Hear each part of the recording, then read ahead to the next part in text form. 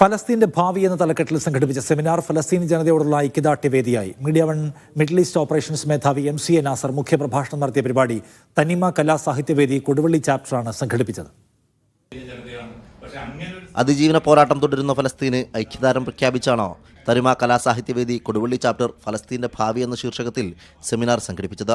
തനിമ കൊടുവള്ളിയുടെ ആഭിമുഖ്യത്തിൽ നടന്നിരുന്ന ടോക്ക് സീരീസിന്റെ ഭാഗമായാണ് പരിപാടി സംഘടിപ്പിച്ചത്. കൊടുവള്ളി സ്വർണ്ണഭവനിൽ നടന്ന പരിപാടി PT റഹീം MLA ഉദ്ഘാടനം ചെയ്തു. Media one middle east editorial മേധാവി MCA നാസർ മുഖ്യപ്രഭാഷണം നടത്തി. പൂർണ്ണമായിട്ടും കൈപ്പിടിയിൽ ഒതുക്കാൻ 1,00,000-ൽ മനുഷ്യരെ പക്ഷേ ഇനിയും നഷ്ടപ്പെട്ടേക്കും. എങ്കിൽ പോലും തങ്ങളുടേതായിട്ടുള്ള ഭൂമി വിട്ടുകൊടുക്കുകയില്ല എന്ന് ഇപ്പം തെക്കൻ ഗസയിലേക്ക് ഇവരെല്ലാം കൂടി കൊണ്ടുതള്ളാനാണ് ഇപ്പോഴത്തെ പദ്ധതി. ചടങ്ങിൽ തനിമ Kalasahithyavedi Koduvally chapter MCA നാസറിനെ memento നൽകി ആദരിച്ചു. Media one Kozhikode.